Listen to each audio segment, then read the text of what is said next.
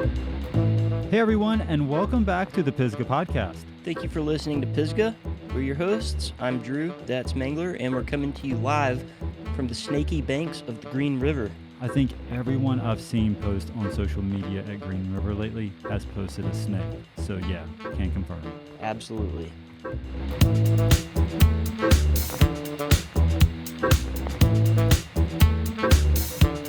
And so, news and past week updates. Things are beginning to feel, dare I say it, normal again. This past weekend was the annual Green River Games. Super fun event, excellent turnout. Bummed that I had to miss competing because of the injury that I'm nursing, but I have the results and a recap for you all. For the Green River Games Enduro results, for the men's AM, coming in at third place was Dusty Farmer. Second place was David Liebert. And first place was Daniel Worley.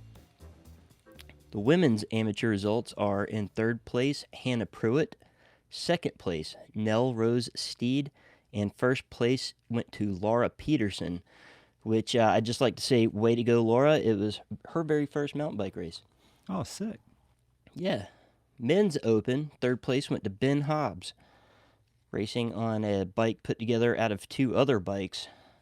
And that's a different story in itself. Second place went to Gus Michaels, and congratulations to Jack Brown for his first place finish. For Women's Open, third place went to Sophie Krenkel. Second place went to Emily Cox, and congratulations to Sarah Rice for her first place finish. And they have a couple of other events going on at the Green River Games. One's called the Paddle Bike Run. And I want to give a special shout out to Pisgah Thoroughbred Sam Kerber for taking a commanding win in that event by winning in 1 hour and 36 minutes over second place. Man, those Kerbers, they're seriously just built different. They aren't normal humans. Yeah, total genetic freaks. It makes me wonder what my genetic super strength is besides being short and bald. It's your soul, Drew. You have a freakishly genetic, awesome soul. I have a soul? Thanks. Yeah. Didn't know that. So also this past weekend was the Red Bull UCI Pump Track World Championships qualifier down in Gastonia at Poston Park. It's always a big turnout, and kind of surprising that Gaston County, of all places, has this level of event and pump track. Yeah, it's such a fun pump track to ride. And, they have a really excellent community of families that ride there. There's a lot of North Carolina mountain bike and BMX history that exists right there in the banks of the Catawba River. Oh, absolutely. For the event, which is a qualifier for the World Champ race held usually at Crankworks every year, they have combined 2020 and 2021 to one big season since, a lot of races were canceled last year or athletes also couldn't travel out of their country or into other countries. But from the photos posted online and some of the videos I watched, it was quite a huge turnout. So for the women's results, third was Emily Hayes, second went to her sister Ashley Hayes, and first went to Peyton Ridenauer. And for the men's results, third went to Tommy Zula, second Barry Nobles, and first went to Brady Kinchelo. The next stop in this series is this weekend in Northwest Arkansas, and then next weekend in Paris, Texas. Speaking of race series, the Cayuga Thursday Night Race League has been going very strong. They mix up the courses every week to keep everyone on their toes, but generally, if you live close by, you can hit that up after work. Or maybe you could cut out early and beat traffic on 26 and maybe get some warm-up laps in. That's definitely not a bad idea. 26 is pretty awful these days. But yeah, my last bit of news is that amongst all of the other trail work that's happening in Pisgah, I just want to thank the Adopt a Trail crew from Fox that has put some labor in addressing that one spot on Spencer that no matter what is always wet. Special thanks to Chad over there for the organizational efforts and continuing to try to improve that spot. Oh, that's awesome and great to hear. It's been great to see so much new trail work going on in the Ranger District area as of late. That spot particularly has always been more of a mud splasher, so good to get that addressed, and many thanks to those pups over there at Fox for putting in the work. It will be very appreciated. There's a lot of mountain bike routes right here in North Carolina that predate that so-called mountain biking is the new golf explosion that happened in the Audis. Yeah, there was lots of mountain biking happening way before Bike Magazine did that article on Pisgah that quote blew it up. But yeah, it's been going on for a while, as we've heard from some of our previous guests. Yeah, and much is the purpose of this podcast, but I had a really good conversation with somebody that's been here through it all. So here's our conversation with Josh Whitmore.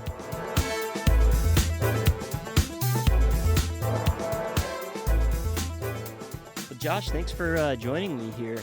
Yeah, my pleasure. Thanks for having me on. Yeah, it's been a while since I've seen you around, so this is fun to catch up. Yeah, in COVID times, man, it's like I'm catching up with all kinds of people now. Finally. Well, why don't you go ahead and introduce yourself to anybody that doesn't know who you are? Sure. My name is Josh Whitmore, and I grew up in Brevard and started riding in Brevard around the late 80s, I guess. I tell people that I've had three distinct careers. The first career was my stab at being a professional mountain bike racer. I was pretty active in the kind of the USA national team as a junior in development for the Olympics of '96, when they introduced mountain biking to the Olympics in Atlanta there.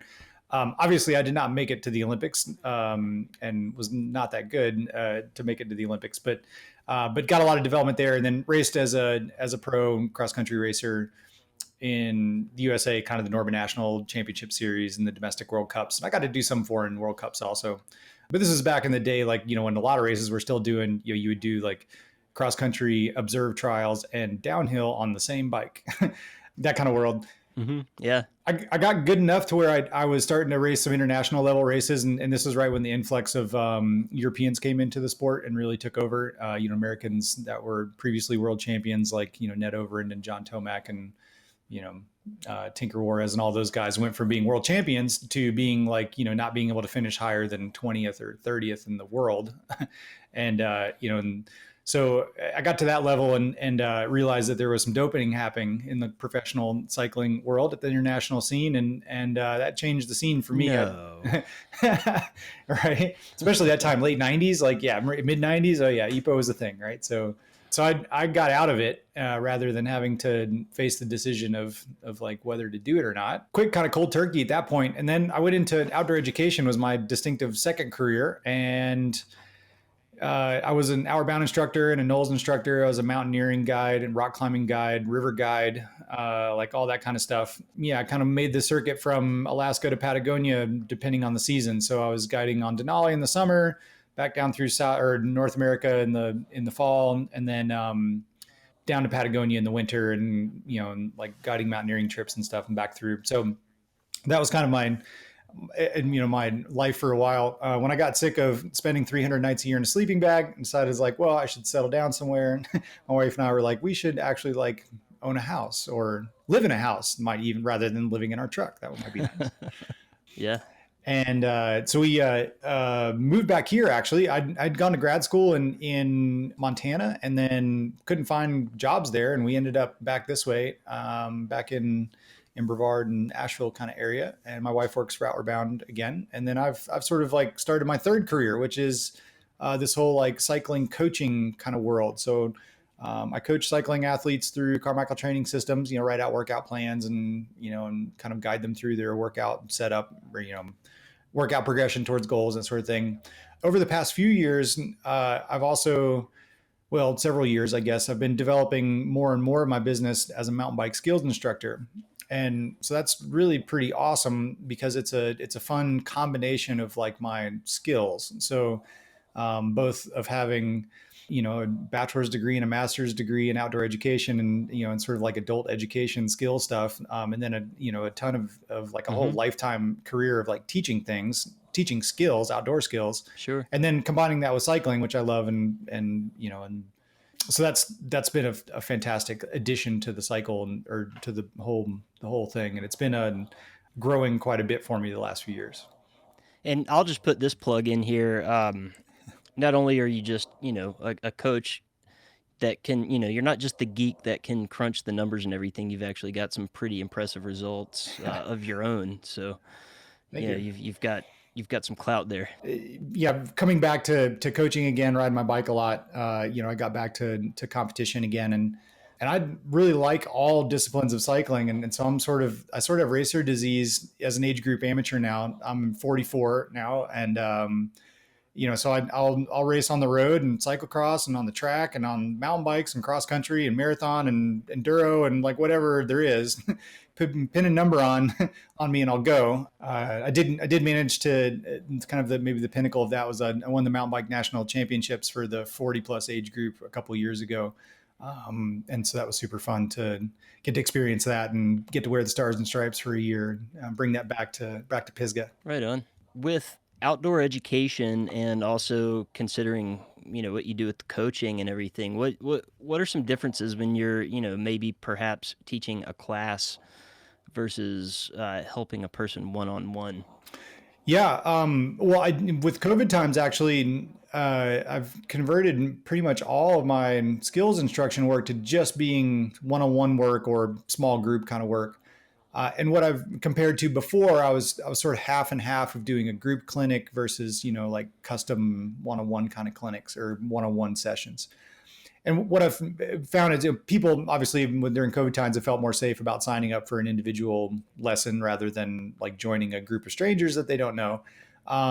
That's alleviating itself now as we're getting vaccinated and things are coming back a bit. But the differences that I noticed quite a bit are that the ability to help a specific person with their specific needs is much greater when you're doing a one-on-one lesson or a small group lesson like that. That I can more easily assess exactly where you are and exactly what you need and what speed of development you can handle. So the problem with the group clinic, a lot of times you have oftentimes a wide range of ability. And so, perhaps someone isn't getting enough and other people are getting too much. And then the class never moves at a pace that's really like the right for anyone. It's kind of like either too fast or too slow or whatever. So that, being able to do it custom is really, I think has led to much better outcomes with my customers and much faster progression. Yeah, for sure. I've taught some tech clinics for different brands that I've worked for in the past, and I always find that there's the one person in a group setting that sets the pace for everybody else. It's not fair for the people that are at the front of that class, but it's also incredibly fair for that person, and it's hard to know when to kind of give them the push to speed it up or get everybody else to kind of settle down and focus on what the holdup is. Yeah, exactly. I'd say the one maybe exception to that for me is that this year I've become the third course provider in the United States for the Professional Mountain Bike Instructor Association, which is the certifying body that certifies mountain bike instructors, international organization. So then when I teach those classes, the certification classes, the group there, it's pretty like intelligently set up to be able to accommodate different levels of needs. So, we're really training instructors how to be good teachers. They have to have a kind of a minimum level of like riding ability, but we're really training them to be good instructors. And so the way it's set up is that, it's like there's a lot of practice time and it's a 3-day course. So that there's a lot of time for them individually to take the mic and stand up in front of the group and teach something using the models that we're teaching and then get feedback on that individual. So there's a lot of individual time. And you're teaching these skills clinics locally here in the Pisgah area? Yeah. So just this year started with one of these, one per month, level 1 courses in DuPont. And I'm starting to branch out a little bit. I've got a couple scheduled in other places, one in Colorado Springs and one in Grand Targhee at Driggs in Idaho later on this fall. So, but one per month through the season here. So rocking through those. Right on. Is there anything I guess the better question would be why DuPont versus other places? Mostly it's the level of the course. So the level 1 certification is mostly geared towards beginner and intermediate riders and teaching to beginner and intermediate riders. In general, I would say that it also follows along with a lot of the skills instruction I do that DuPont is, depending on the level of rider I'm working with, I probably am actually teaching in DuPont more often than I am in Pisgah, because I'm more often working with beginner to intermediate level riders. And even with advanced riders in DuPont, I can do it quite a lot. One of the reasons that DuPont is nice is that it's the features are closer together and the commute time between them is not as big. So, for instance, if we want to ride something like Bennett Gap Trail in DuPont or Avery or something like that, it's like, yeah, okay, climb for an hour up Clawhammer first, and then we get to ride Avery. Whereas in DuPont, it's like, let's ride for save 3 some minutes. energy. Yeah, right. It's kind of like, let's ride for 3. You're the clock is ticking, right? On my time. Let's ride for 3 minutes and find a feature that we can play with, and then ride for another 8 minutes, and then find another great set of features. So it's just the commute time in between stuff is much less. Yeah, that makes total sense. I think that there's a lot of bang for the buck out there in DuPont. Are there any challenges there that you kind of maybe would call unforeseen in that situation? In DuPont, it's busy, especially on the weekends, right? In the summer. Yeah. So, sometimes the trails that we're using can get pretty busy, and you see a lot of traffic. I'm sure you've experienced, Ridgeline on Saturday afternoon when there's 10 horses going up and 6 horses going down, a tandem on its way up and a cyclocross bike on the way down, and then 743 people every 10 seconds trying to go down the trail, right? Yeah, it gets to be a bit of a zoo. And then if if I try to put a class in the middle of that, it's like, it just doesn't work. So we have to be pretty selective on like, where we go and when we go and like how we use it. But so that just I'm sorry, like in Pisgah in general, like people get more spread out more quickly. When I do teach in Pisgah, I'm more infrequently, I guess I am having any conflict or overlap with other people in Pisgah. I'm not like worried about it. So yeah, I can't see too many holdbacks to DuPont except for perhaps the traffic. Yeah, I'm kind of surprised at the amount of cars that I see parked at places like Cornville Shoals or Guillen Farms these days. Yeah, it's well last year, I think with in COVID year, what they saw like I don't know the exact numbers, but a 30 to 40% increase in visitation over their previous record. So that's ridiculous amount of growth in 1 year. So yeah, it's and it shows out there. I mean, there's some stuff that's parking there is a major problem, and and then just sort of maintenance on trails out there, and they get pretty beat sometimes. So yeah, it shows in some places, but there's enough trails there that people spread out enough, and it's not too bad. At least a lot of the trails there were like purpose-built trails, so they actually drain. And a lot of the erosion problems that happen in Pisgah aren't really there because, a lot of Pisgah trails were never meant to actually even be a trail. They were just, old extraction routes. So timber extraction routes. So they, and then they sort of became trails. So, that's why we run into a lot of problems in Pisgah, but that's also what makes Pisgah fun is, the steep nature of, and fall line type trails and, that kind of thing. So, yeah, that's definitely what makes it unique in the national forest versus the state forest. But as far as if you're with more advanced riders in Pisgah, where would you go there? It's the popular stuff that, like just today I had a collegiate racer who is a multidiscipline, like he races road and cyclocross and cross country, and he just got his first trail bike. And so he's going to race for the University of Florida next year, and during mountain bike season, he'll be doing cross country, dual slalom, and enduro, all in those disciplines during the collegiate races. And so, the object for him was that he's also, was already a pretty accomplished cross country racer, on 100 mil travel bike, high post, kind of rider. So, and how to use this new trail bike that he had, and how to tackle some bigger features to, that would help him go faster in enduro races. And being a fit guy, we were able to cover a lot of distance. So we rode all the way up Clawhammer, and then rode, Black Mountain Trail past the Buckhorn Gap Shelter, and then down to Club Gap, and went down Avery, and then up Avery Creek Road and down Bennett Gap. And then we rode up Maxwell to Middle Black and rode Middle and Lower Black. So that's, a 23-mile loop with like 4,600 feet of climbing or something, and stopping and practicing in a bunch of stuff, we did in, less than 4 hours. And we were piecing together a lot of stuff. So like different drills to do at different times, but we were, this is my second day with him. Actually, the first day we actually spent in DuPont and worked on a lot of fundamentals. And then this was the second day to get into bigger terrain. So I guess that's one of the principles of skills instruction in general, is that typically to learn a specific skill, you've got to dial back the challenge of the terrain and be able to focus on anything specific. If you're trying to focus on one little or something specific in terrain that is challenging for you, and you're probably not going to be able to actually make any change to that one little thing. You're going to be distracted by lots of things. So if you dial back the terrain challenge when you're trying to focus on a specific skill, then you can notice the difference. Kind of like a bike analogy in the way that, like, the way we teach stuff is that we typically break things out into individual skill components, and then work on that one individual skill component and then integrate it back into the big picture. I guess the analogy would be like your bicycle. Like, you can change upgrade the tires, and you're just upgrading one part, but it's going to make the whole bike ride better. So same thing with skills instruction. But the same analogy goes with like trying to detect if the tires are faster. If you were trying to do some kind of test, if the tire was faster, you would simplify your terrain to be able to like detect the difference between one tire over another tire, and then so that's kind of the same type of deal. You need to be able to like dial back the terrain a little bit.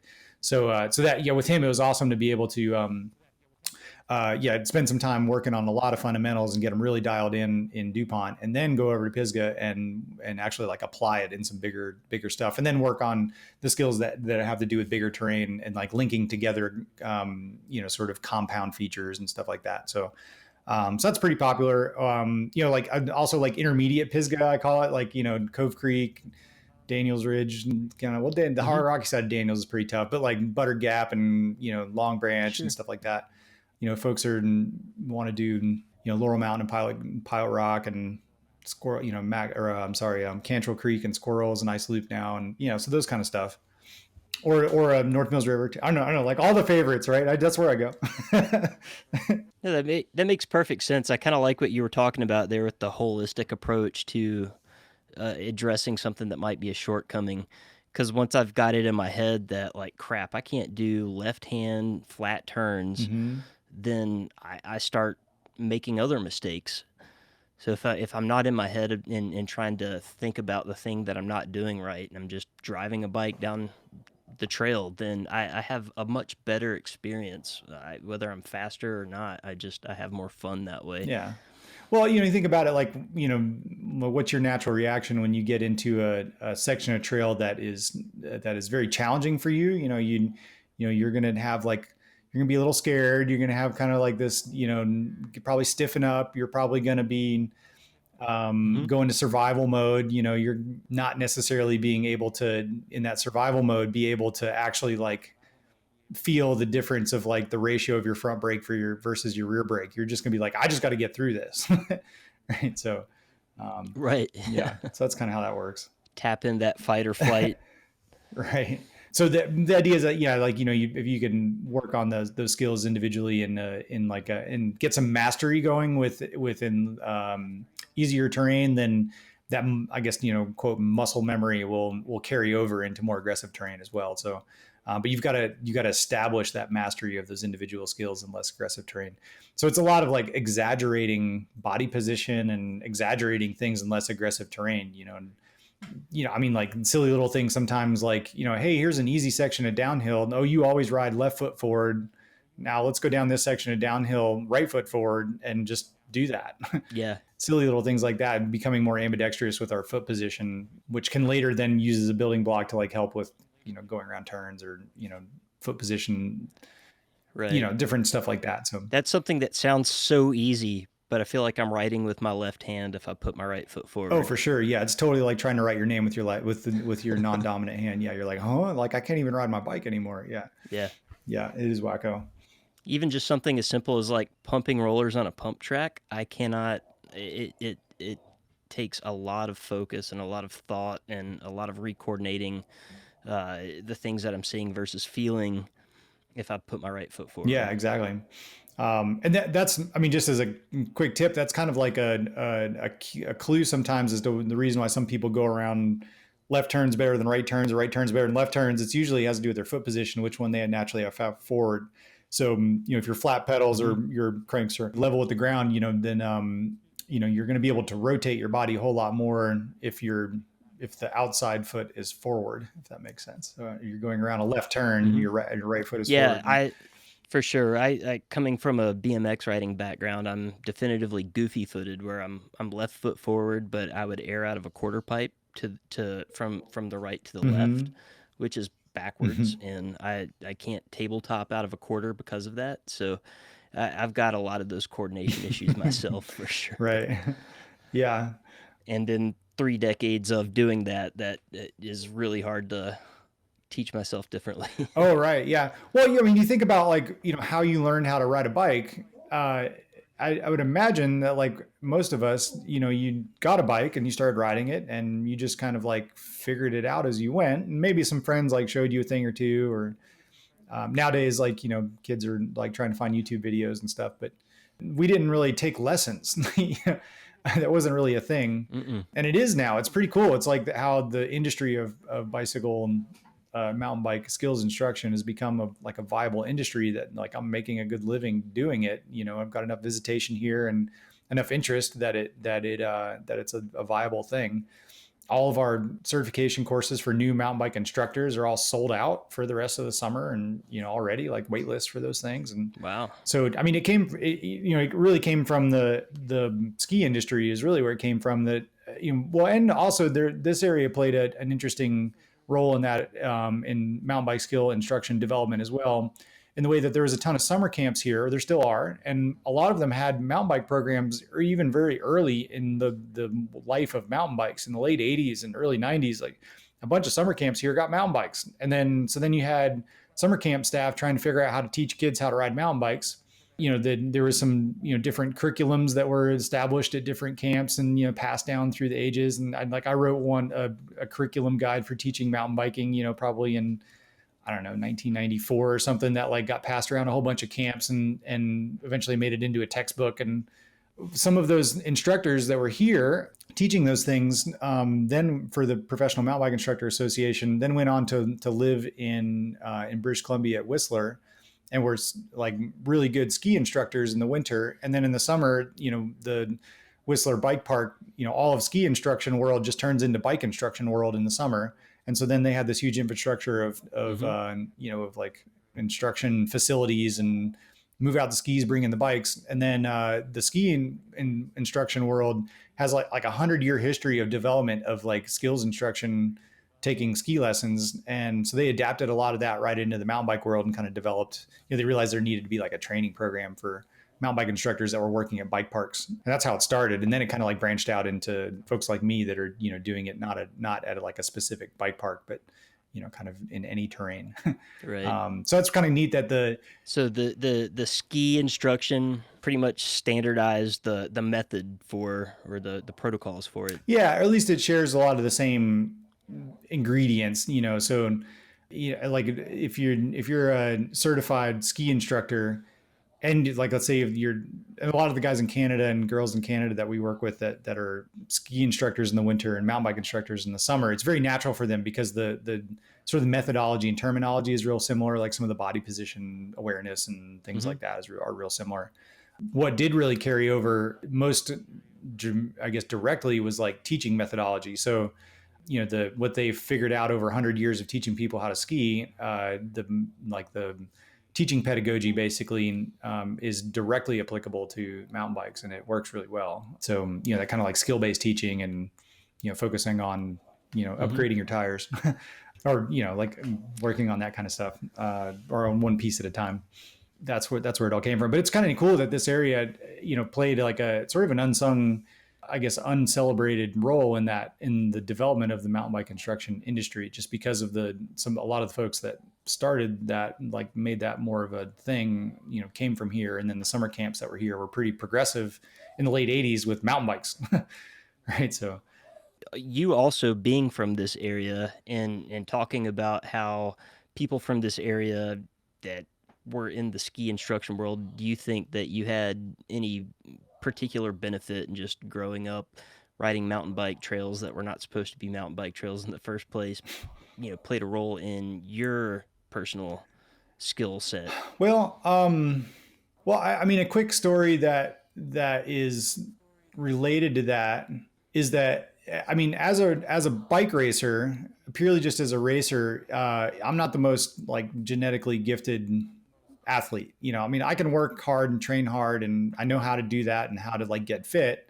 And I can increase my fitness and all that sort of thing. I'm a little bigger than most of the real cross country racers. I'm weigh 165 to 175 pounds, depending on the time of the year. And a lot of the little skinny guys, go uphill much faster than I do. Guys like you used to do that to me all the time. You'd go uphill faster than me. It's a while ago. Anyway, so, I had to compensate with, to overcome the shortcomings in both just sort of genetic aptitude, but then also just lack of climbing speed just due to my size, that I had to figure out how to optimize everything else to be able to be fast and be competitive. And so then for me, that was efficiency and skills. So I think one of the things that living in this area or growing up in this area gave me was, we've got, some pretty technical terrain. And so then, and a varied terrain, right? So we have lots of different types of trails and we can ride here year round. So, the amount of practice that we can get here in a lot of different types of trails and, aggressive trails and things, it meant that I was able to get pretty good myself with skills, to apply skills and, in a race. And so illustration of that was the national championship I won was the marathon distance mountain bike stuff. So the long course cross country, it's like a 4-hour race. I'd been going back and forth with this other guy at the front of the race, and he would leave me on the climbs and I would catch him on the downhills. And then we would, we'd go back and forth. And on the last big climb, he was way out of sight, way out ahead of me. And I thought for sure I was done, but then got on the downhill and was like, all right, I'm going to rally as hard as I can, see if I can catch him. And I did. And then turned out to be the difference. I was managed to pass him and then got a little bit of a gap and then, managed to stay ahead of him to the finish line. But, that wouldn't have happened if, so I won that race on the downhill basically and not on the climb. He was a stronger rider than me, but I was able to overcome that based on skill ability and then also efficiency, I guess, too. So, being able to do a feature or ride a corner or that sort of thing quickly is one thing, but being able to do 700 corners and use less energy than the other guy that you're riding with or the other girl that you're riding with is a big deal as well. So skills instruction, mostly we're focused on, helping people increase their skill level, but then for the racer types, then I'm talking a lot about efficiency too. And so that's interesting, but yeah, it's definitely important to be able to make good decisions while you can't see straight because you're oxygen deprived. Yeah, for sure. Well, that's certainly a thing in racing, right? Is that, and to be able to execute these big skill features with in the middle of a race. So if you look at the Strava segments around Pisgah, a lot of the Strava segments come from Pisgah stage race stages, the downhill segments even, and the guys at the front of that race, the pros that are doing that, were right up there in the leaderboard in the middle of a 4-hour stage are, on a cross country bike or down country bike are setting top 10 times down, the popular downhill segments around here. So that's pretty amazing to me that they had that skill level to be able to do that, with, all the, I guess that's getting harder and harder. I guess there's a lot more enduro racer, good enduro racers and good skill people around. So they're getting better, but there's a lot of segment hunters now too. Yeah. Well, especially in the last year, and there were actual racing going on. People want to be competitive. They're going to go hunt segment. But that's a thing. That's kind of cool that we can do that, though, isn't it? I mean, that blows my mind. That we can try to better our own time down a segment or analyze the segment of our own speed and against other people or against ourselves and figure out I was faster here, I was slower there, and against my own time and that kind of stuff. So. Yeah, it's wild that's a thing. Just talking as an old geezer, like kids these days, we used to have to use a stopwatch. That's funny that you say that because I remember a time, this was probably right before Strava, back when I was had some semblance of fitness, and we would use Facebook. Me and Will Black would post our time climbing up Green Slick. Mm-hmm. On a Facebook thread that we had back and forth, and we'd occasionally just update it with our current time. Yeah. It was completely honor system and self-time segments. And nobody else was going up that. There was a few discussion forums back when we had discussion forums before Facebook. Yeah, there was a few of the same thing. It was just kind of self-time honor system things. It was or the rumors of fastest known times of I heard Wes Dixon rode Middle Black in whatever time, or, you know. I heard Sam Kerber rode every inch of the Laurel mountain climb. Right. Yeah, exactly. Yeah. All kinds of wacky stuff. But You have any good, Pisgah legends from the heyday, from pre-social media that people maybe haven't heard? oh man.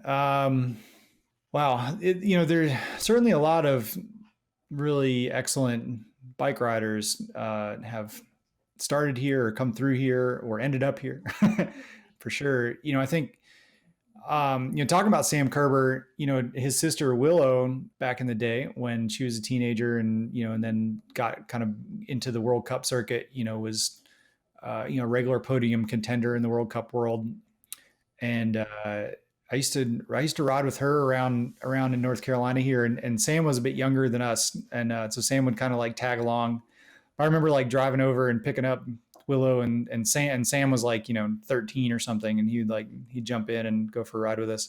But their dad, actually Bob Kerber, was a really gifted cyclist, and they learned a lot of that from him. Their whole family are like genetic freaks. They're all both Bob and Cindy, the parents of those kids, were excellent mountain bike racers, and were regular on the scene, back in the Knob Scorcher days and the Camp Carolina and, hated heinous downhill and racing days and, all that kind of stuff. I don't know. Just so many people that I guess went on to do other things, but those people stand out in my mind as like a gifted family for sure. Absolutely. A lot of our dads got us into it, honestly, like Wes's dad and my dad, were both had mountain bikes, like my dad had like one of the original production mountain bikes, a Ross Force One, that rigid, 26 inch bike. And,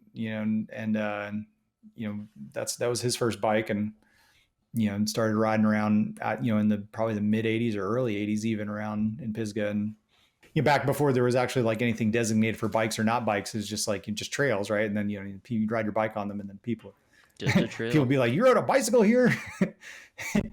Yeah, I always love to hear stuff like that, though, and I think there's such a unique aspect of people that were kind of came from the environment of mountain biking here. Just seems a little bit less polished than perhaps the stories you hear about California riders or Colorado riders.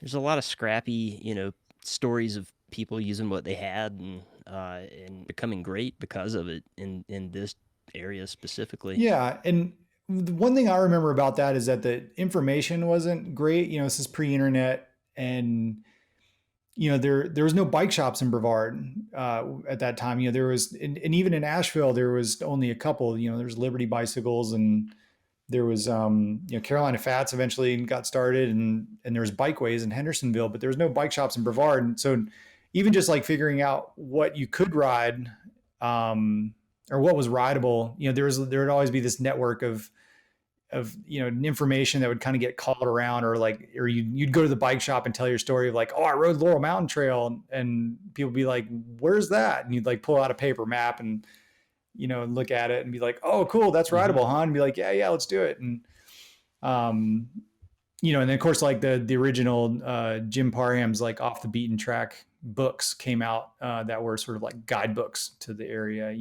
This is still pre-internet, and so those were hot, and there's some maps and things, but that was a neat way to kind of like find all the info. It was just sort of this network. But I mean, I remember a time in Brevard when I could name every person that had a bike rack on their car. Like every single person in Brevard that had a bike rack, I knew their name. Right? And this is before people were obviously like traveling here to ride bikes, but it was a small little club of people. So, boy, that's changed, right? Now you see the same Subarus and Toyota Tacomas with the same bike racks. Yeah. Over and over, and you don't know who's who. Van life is the thing, right? So, totally. It's kind of funny that like I'll go ride some other places, and sometimes I'll ride trails and I'll be like, oh wow, this feels like Pisgah trails in the early 90s. Before it got all like traffic and blown out. So that's kind of funny to have that memory of like little raw and backcountry trails that are barely a hiking trail that you're riding on. And that's what Middle Black Mountain used to be like, was just this like scant little path of a hiking trail that we would ride bikes down. So Yep. Sycamore Cove, same way. It was just like this little tiny hiking trail that you could barely follow. And you probably didn't see a hiker on it No, either. very rarely. Some of the waterfalls you did, but like some of the waterfall hikes and things, you would see people. But yeah, certainly just kind of figuring it out as you went. Like you'd try some things, you'd try a trail, and you'd see it on a map or something. You'd try it and be like, oh no, that's way too hard. That's like too steep. Or we were riding fully rigid bikes, so then we were walking a lot of things. But it's amazing how much we actually rode on those bikes. It was pretty crazy. For sure. So. A lot of good ride-arounds came from that too, I'm sure. Yeah, for sure. I mean, bikes are amazingly capable now, but you can. But I will say though that a lot of as Pisgah has gotten more ridden in, or more beat in, I guess as you could say, that some stuff has gotten a lot harder. More erosion, and leads to bigger features, and so there used to be some stuff that was more. Like Long Branch Loop used to be quite smooth actually, and was kind of like the smooth, option that was, you could just kind of rip around, and now it's sections of it are, in 10-foot deep ditch, so. I remember too, back in the Audis, when I was living in Charlotte and we'd try to plan a trip to come and ride something in Pisgah, it'd always be like calling around to find out if there was any deadfall. Because people didn't clear it out like they do now. Oh yeah, there wasn't the resources to have that done. Yeah, for sure. Well, we weren't gonna waste a 2.5 hour trip to get stuck behind some deadfall and have to do a whole bunch of hiking that we weren't prepared for. Yeah, well, thank goodness for the volunteer trail organizations, right, that have been taken over a lot of that maintenance. Pisgah Area Sorba is doing amazing work in Pisgah to an army of people that are all riders that are are volunteering their time to keep trails clear and do the maintenance, and I help them out with, I write some grants for them, and so kind of behind the scenes, getting them money to be able to do projects, and then occasionally show up for trail days. But the grant writing thing kind of behind the scenes has been something I've been doing. And that's been fun to get in that and get my hands dirty in the office like that a little bit for them to. Oh, for sure. I think most of us can wield a tool on trail days, but I don't think many of us know how to write grants. So we appreciate that. Yeah, I mean, I haven't done much, but I'm trying to engage with that a little more. I've submitted one last month, so we'll hear about that soon. Yeah, so it's amazing how much grant money is out there that funds a lot of the projects that I mean, the whole the Black Mountain Reroute project is is a grant funded thing, and there's lots of little things that fund just the operating expenses of the organization and specific projects and all that kind of stuff. So yeah, I guess I lived for a while over at in Sylva, North Carolina. I worked at Western Carolina University for a little bit when I first moved back, and or for a few years anyway. And so we helped start the Nantahala area Sorba trail group over there, and wow, the Pisgah Area Sorba group has their stuff together a lot, like quite well. They're a mature group in the way that they've got good organization. Starting a new one is quite difficult, and is really difficult to maintain good quality of keeping it going. But that group's doing okay over there too. They're taking care of Solly and Fire Mountain and the WCU trails and that kind of stuff. So. Well, is there anything else that you want to touch on before we close this out? No, I think it's just interesting to chat about the rise of skills instruction in general and how that's sort of a business and an industry that is alive and well here in Western North Carolina. And there are several folks that are doing good jobs doing it. We had an interview with Cashin at the Bike Farm, just a while back, and that was a great, and the Bike Farm model is now, I just trained a whole bunch of their instructors that are working for them, that their sort of guiding services are doing a lot more skills instruction as a part of that too. And then, then it's like an option. Yeah. And then lots of individuals, and then with the bike parks too, like with Canuga, and then I'm, soon with Burn Park coming, and there may be other opportunities or places that you'll see that happen. But, and then the group clinics that come here are also do pretty well. The kind of like, the ninja type of groups that will come in and out and, come and show up for a weekend and teach a clinic and then jet out, or the Ladies All Ride or Bell Joy Ride, and, like all those kind of like national level groups that show up and do those kind of things.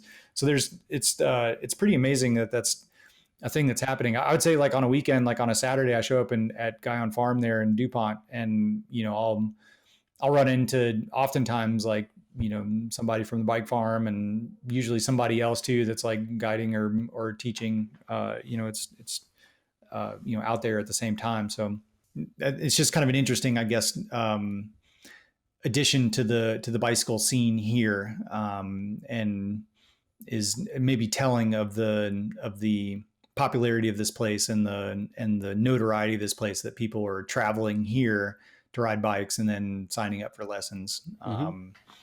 And that's I just find that kind of strange. I couldn't agree more.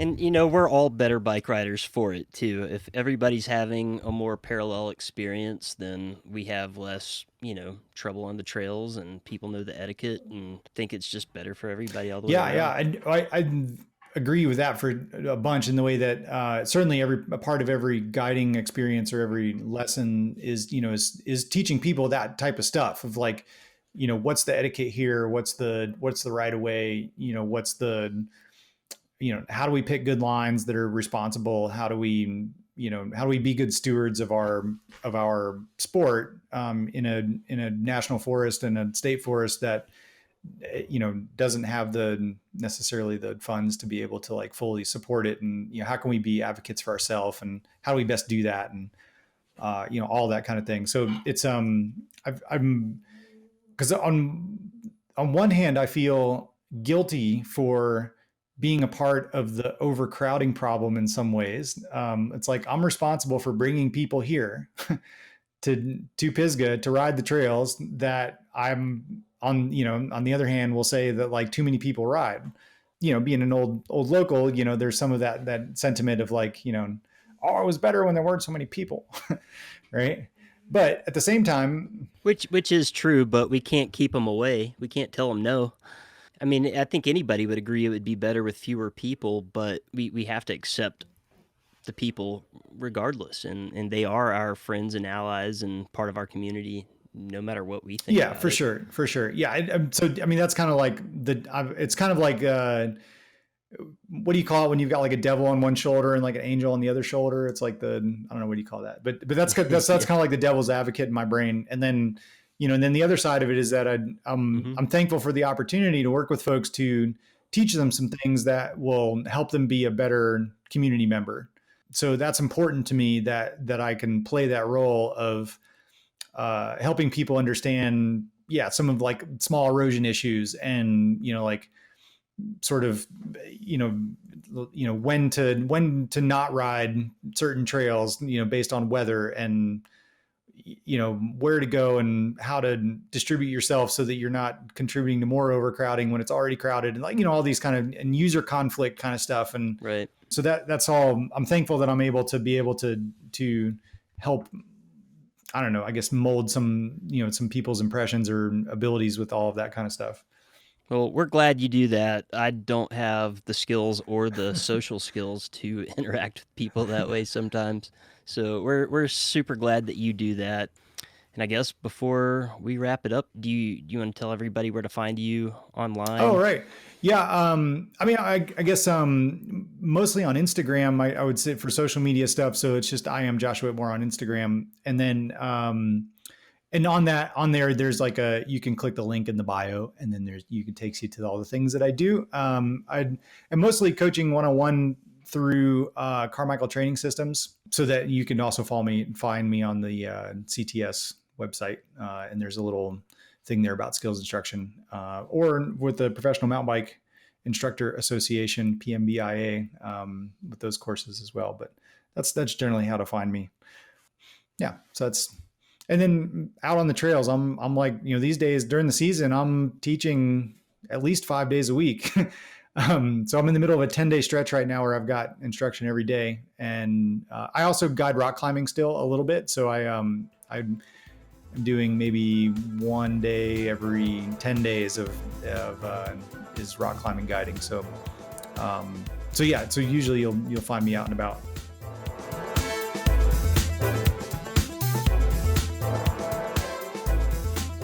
I think it is important for guiding to be more than just, getting touring of the local trails, but being able to help a rider with etiquette and writing skills can be way more lasting impression on that person's visit. For sure, I've visited other places where a guide will just point you in the direction to go and give you a good description of a loop, but to have somebody to show you how to ride that one technical feature, or somebody to just kind of help you with the gap that's missing in your skill set is it's really important to have. Oh yeah. So looking at weather this week, well, it's been dry and it's going to be dry. It's warm and we're getting close to drought conditions in some parts of the state, especially down the Piedmont areas. But, so for like the next week, no rain. No rain. There's a couple of low opportunities for precipitation, but I think that really just means humidity's coming. Yeah. Well, guys, that is a wrap on this week's episode. And as always, you can find us on social media. Just search Pisgah Podcast. And we've got shirts for sale with $5 going to Pisgah area Sorba. Just hit up pisgahpodcast.bigcartel.com. And if you have the bike, the fitness, and the time, but you still just don't have the skill, then go ahead and subscribe, share with all of your skill-lacking friends, and maybe sign up for a one-on-one skills coach like Josh. Man, it wouldn't hurt for some of us to all get a little refresher every now and then. Yeah. Could somebody show me which side of the handlebars my back brake should even go on? Are you Euro, dude? I don't know, am I?